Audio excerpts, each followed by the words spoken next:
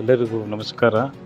Doctor B R Ambedkar ಅವರ 135ನೇ ಜನ್ಮ ದಿನಾಚರಣೆಯನ್ನು ಇಂದು ಭಾರತದಾದ್ಯಂತ ಮತ್ತು ವಿಶ್ವದ ಹಲವಾರು ರಾಷ್ಟ್ರಗಳಲ್ಲಿ ಅತ್ಯಂತ ವಿಜೃಂಭಣೆಯಿಂದ ಆಚರಿಸಲಾಗುತ್ತಿದೆ.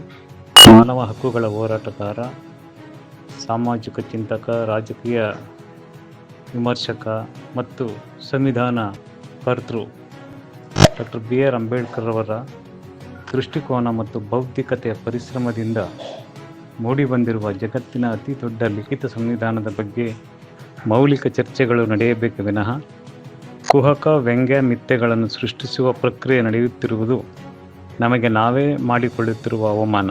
ಏಕೆಂದರೆ ಸದೃಢ ಸಂವಿಧಾನವಿಲ್ಲದ ರಾಷ್ಟ್ರಗಳಲ್ಲಿ ಇಂದಿಗೂ ಆಂತರಿಕ ಕ್ರಾಂತಿ, ಕ್ಷೋಭೆ, ಅರಾಜಕತೆ ತಾಂಡವವಾಡುತ್ತಿರುವುದನ್ನು ಸಂವಿಧಾನ ವಿರೋಧಿಗಳೇ ಗಮನಿಸಿದ್ದಾರೆ ಮತ್ತು ಅಂತಹ ರಾಷ್ಟ್ರಗಳಲ್ಲಿ ನೆಲೆಸಿದ್ದ ಬಹುತೇಕ ಅನಿವಾಸಿ ಭಾರತೀಯರ ವೈಯಕ್ತಿಕ ಅನುಭವಕ್ಕೆ ಕೂಡ ಇದು ಬಂದಿದೆ.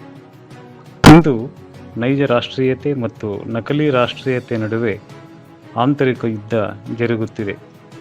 ನಕಲಿ ರಾಷ್ಟ್ರೀಯತೆಯಿಂದ ಹೊರಗಡೆ ಬರಬೇಕಾದರೆ ಸಂವಿಧಾನ ಕುರಿತು ಅರಿವು ಮತ್ತು ಜಾಗೃತಿ ತುಂಬ ಅವಶ್ಯಕ.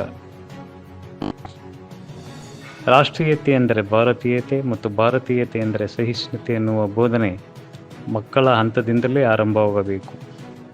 ಇಂದು ವಿಶ್ವದಾದ್ಯಂತ ಮುಸ್ಲಿಂ ಮತ್ತು ಕ್ರಿಶ್ಚಿಯನ್ ರಾಷ್ಟ್ರಗಳ ನಡುವೆ ಯಜಮಾನಿಕೆ ಸಾಮ್ರಾಜ್ಯ ಸ್ಥಾಪನೆಯ ದುರುದ್ದೇಶದಿಂದ ಯುದ್ಧ ಜರುಗುತ್ತಿದೆ. ಅಮಾಯಕರ ಬಲಿಯಾಗುತ್ತಿದೆ. ನೈಸರ್ಗಿಕ ಸಂಪತ್ತು ರಾಸಾಯನಿಕ ಪರಮಾಣು ಬಾಂಬ್ಗಳಿಂದ ನಾಶಗೊಳ್ಳುತ್ತಿದೆ.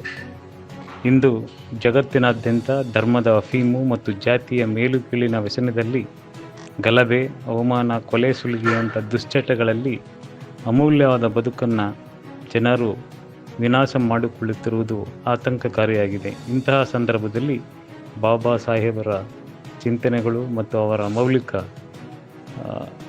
ಕೊಡುಗೆಗಳು ಇದರ ಬಗ್ಗೆ ಆಳವಾದ ಅಧ್ಯಯನ ನಡೆಯಬೇಕಾಗಿದೆ ಮತ್ತು ಆ ದಿಕ್ಕಿನಲ್ಲಿ ಶೋಷಿತ ಸಮುದಾಯ ಮತ್ತು ಜಾತಿವಾದಿಗಳಿಬ್ಬರು ಅವರ ಬೌದ್ಧಿಕತೆಗೆ, ಚಿಂತನೆಗೆ ಹತ್ತಿರವಾಗಲು ಶ್ರಮಿಸಬೇಕಾಗಿದೆ.